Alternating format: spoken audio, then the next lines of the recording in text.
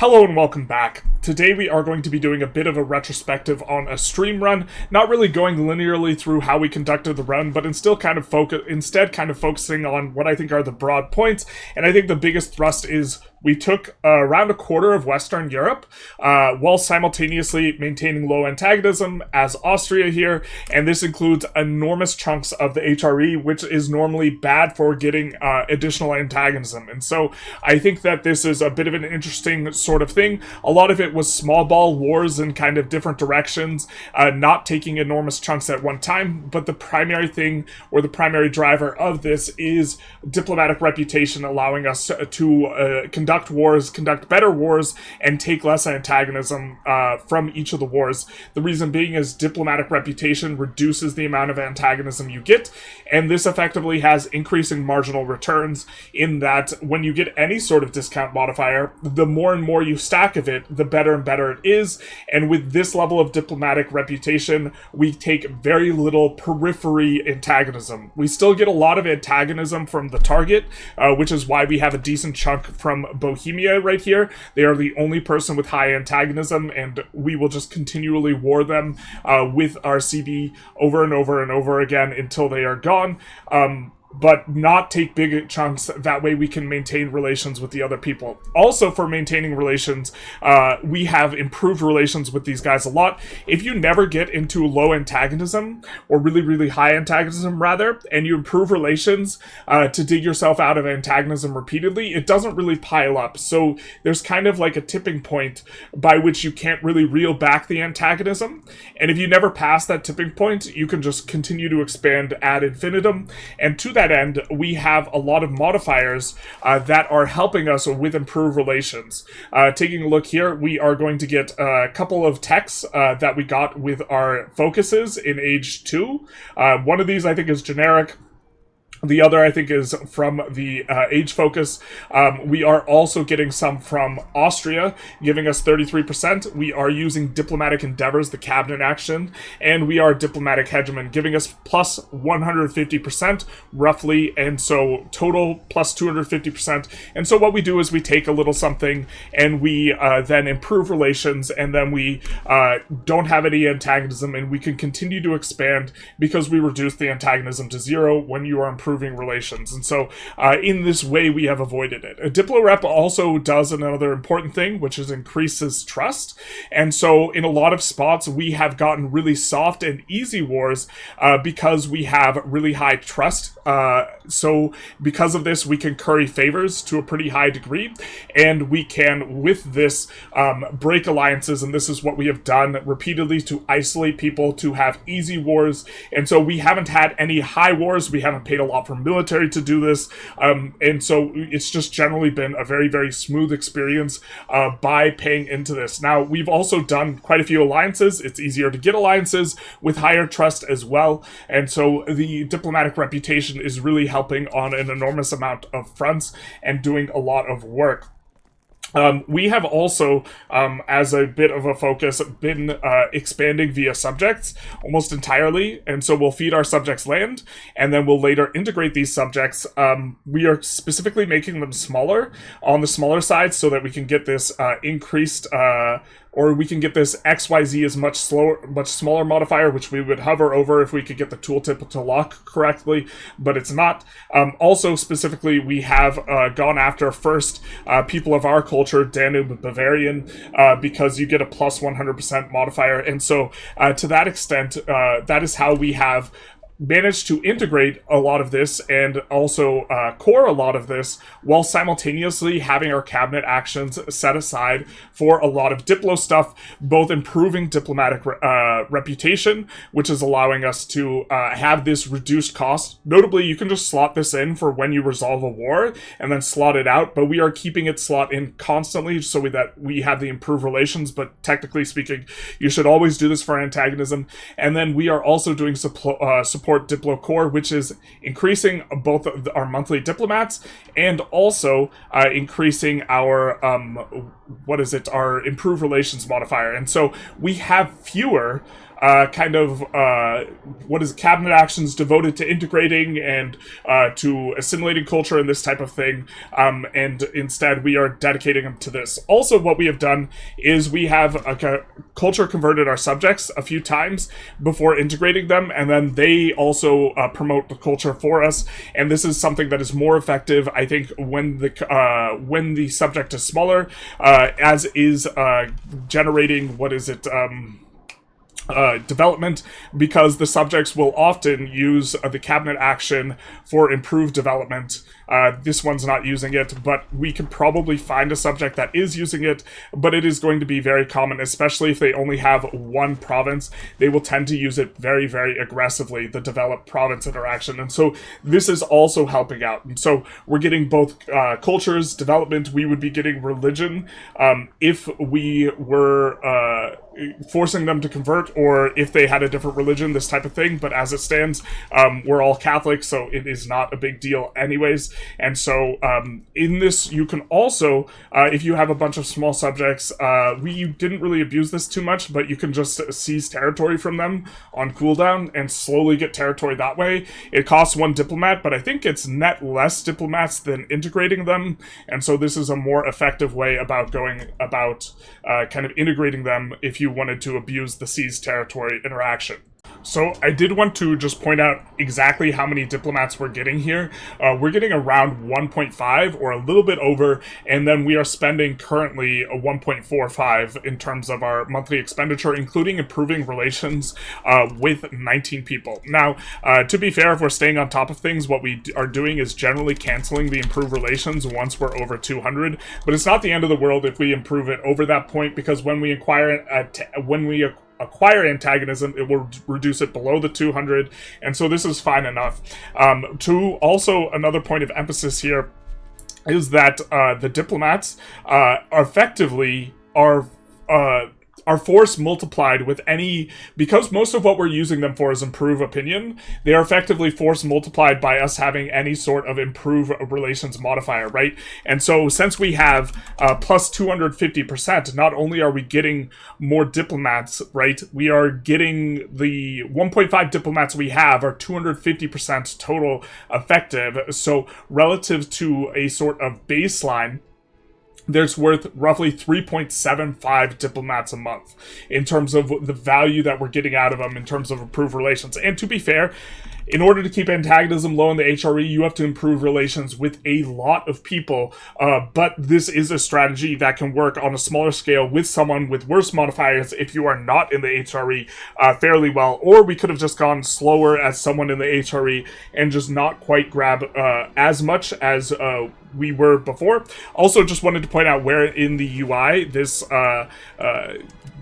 break isolate from allies interaction requires 20 favors, and again, when we curry favors with someone, we will get an amount of favors equal to our trust, except it's split between us and them. And so if we were to curry favors with Munster, for example, we would get 0.75, they would get 0.25, and eventually we would get 20, and they would get 10, and then it would stall out there. Or not 20, we would get 0.75 times 30, and they would get 0.25 times 30, right?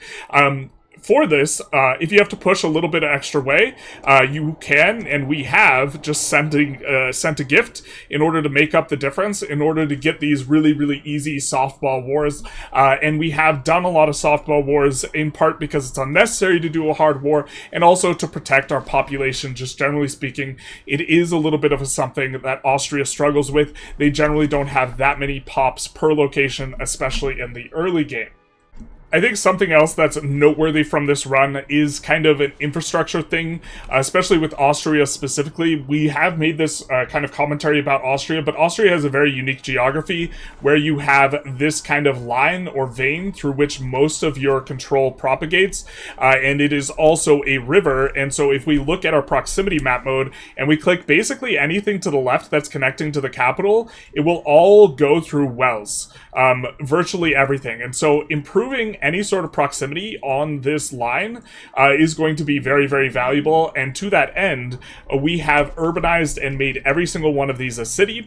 And to take a look at the segments on each of these, because it is on a river, on a city on a river, we can build both a bridge and a pound lock canal, and we're getting 10% proximity cost reduction. The flat cost that we would have in this location is 15. It's being reduced to 6. We're getting roughly 60% reduction. And the more and more of these modifiers we get, the better and better it will be, or have been, to go for this pound lock canal kind of infrastructure strategy. And you can see we are also doing it to the right to some extent. There is another river heading down this way. And this is one of the reasons why we can have such good proximity, because this is a downstream river heading off to the right. And so if we take a look, it is going to be using the downstream effect, which is the equivalent of a modern road, reducing the flat costs to 10. And so even though we have worse percentage costs, because here we have a wetland farmland, it is still only 7.36 per segment, and there's a lot of segments on here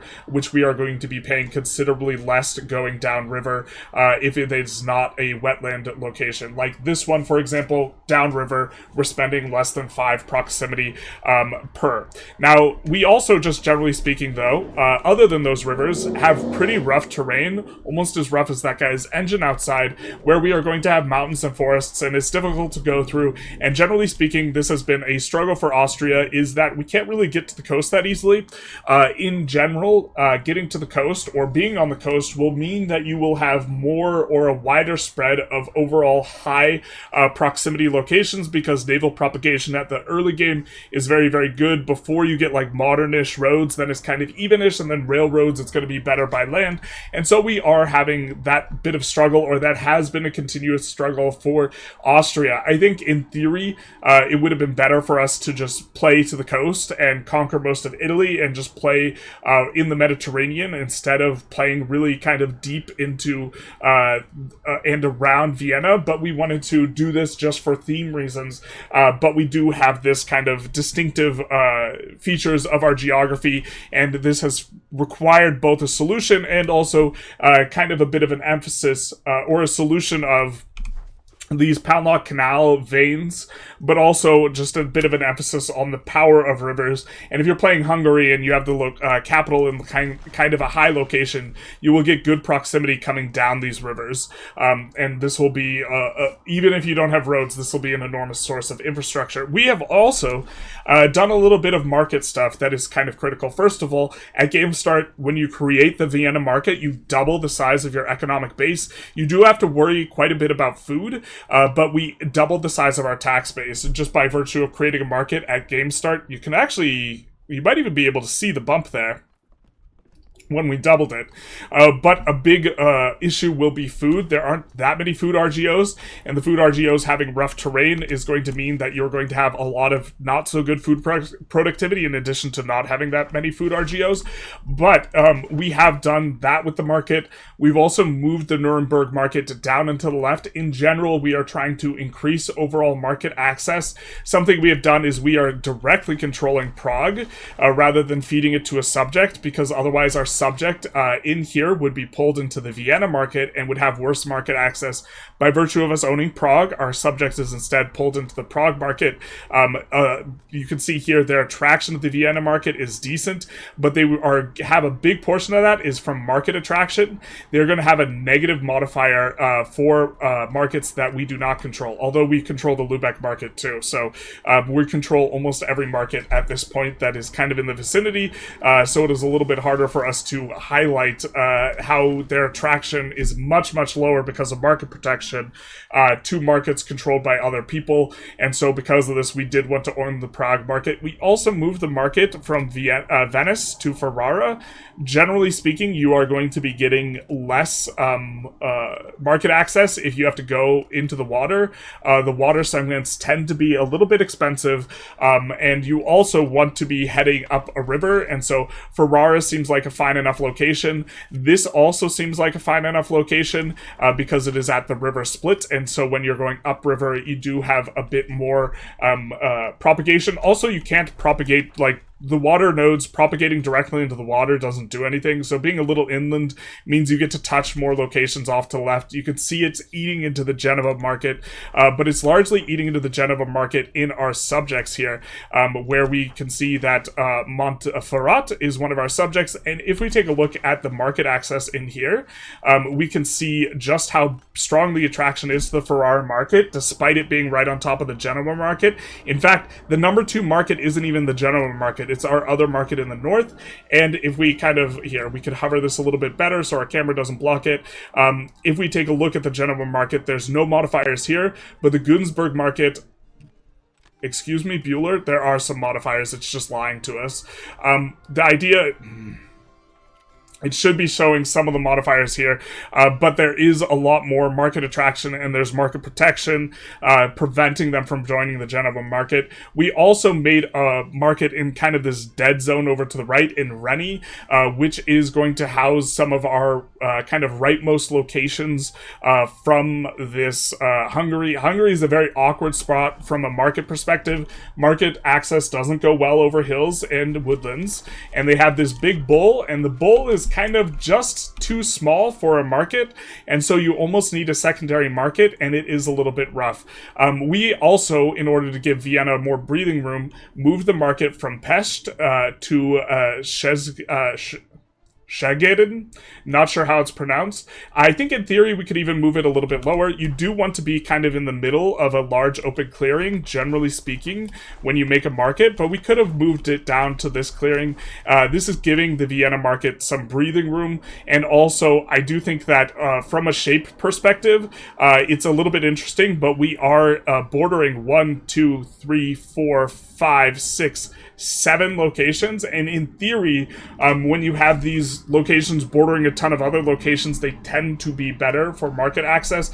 We are also pushing market access up the river here, towards the gold provinces here, and I think this is also upriver, and so we actually have pretty solid market access over here to the right, despite the terrain being really rough, and otherwise being difficult to go through. It instead is going to, here, let's open the market access map mode. We can see that we are going to be getting modifiers that should be river downstream minus 50%, and so this segment's only 2.8%. Without that modifier, we see a segment costing 7.5%. So the rivers flowing to the east are very, very helpful for the purposes of getting market access, and so we've done quite a bit to facilitate higher market access relative to kind of the baseline markets, especially the Günzburg market. Moving over the Nuremberg market over down and to the left really kind of cleans up this dead zone between the Paris market and the Nuremberg market. I think that we had no part in the moving of this market, but it did get moved by Hesse, which incidentally does increase overall market access for the Cologne market, now the Wied market, and Bruges over here to the left.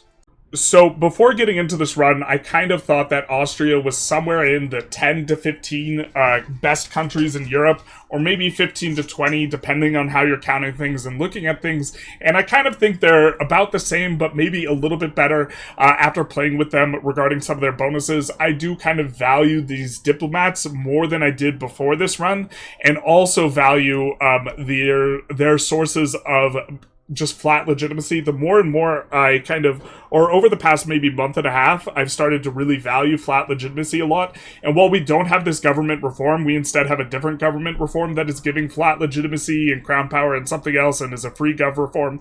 And so Austria having access to both, I think they have 0.2 monthly legitimacy, which is quite nice. And they also have these monthly diplomats and improved relations, really kind of helps. And you can't really throw money at, well, you can throw money at getting monthly diplomats, but you can't really throw money at these improved relations modifiers.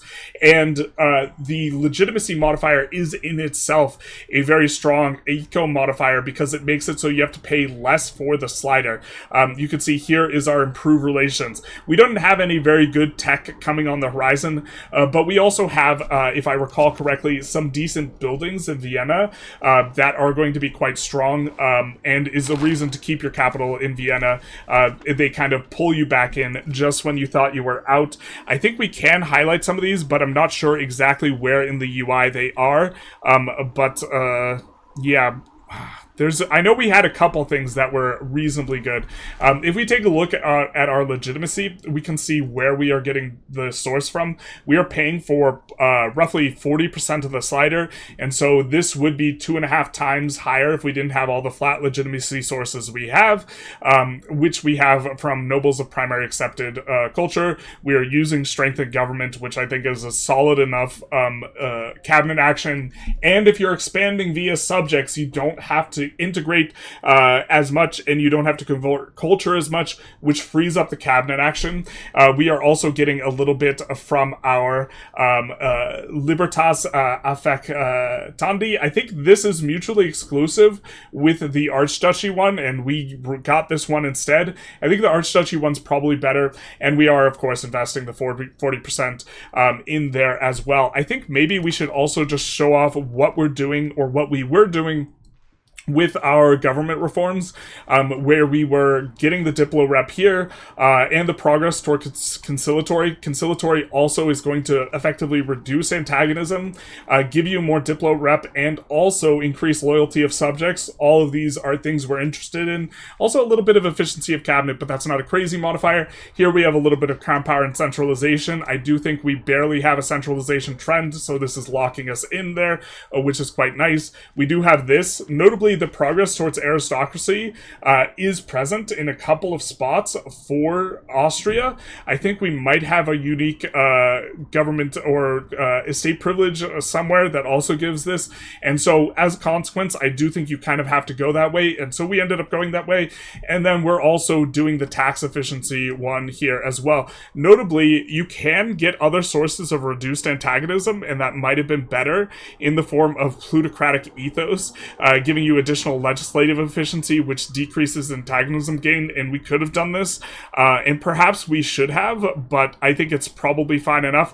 Multilingual diplomats also probably somewhat one that we're underrating, just generally speaking. I think that multilingual diplomats decreasing the cost of the Diplo slider is pretty nice, especially if you already have a bunch of legitimacy stuff, because if we pay max for this slider, suddenly this becomes our most expensive slider, although we probably don't really need to pay for the cultural investment. It is nice because prestige gives you antagonism change modifier negative, or it's going to decrease antagonism faster. I think that you can generally humiliate guys very, very aggressively, and this is kind of the best source of prestige, is if you're doing a bunch of separate pieces, humiliating every single one for this. And it plays nicely with this small ball strategy where we're not taking the absolute maximum in wars. Additionally, we're not taking the absolute maximum in wars, or this play pattern helps being conciliatory versus belligerent, because if you were taking the max, the war score cost would be useful. And so I think a lot of these things are linking together in a way that makes a lot of sense for us here. But yeah, the slider cost, this minus 1% on the Diplo spending would be effectively an extra 48 ducats a month. I guess that's not too insane. We are making pretty decent money as it stands here. But that was our retrospective here. If you like these retrospectives, please just leave a little bit of feedback regarding it. I think we might do a poll about this. We can do these at the end of each run if people found it useful to kind of highlight or emphasize, I think, some ideas that were important or critical to the run.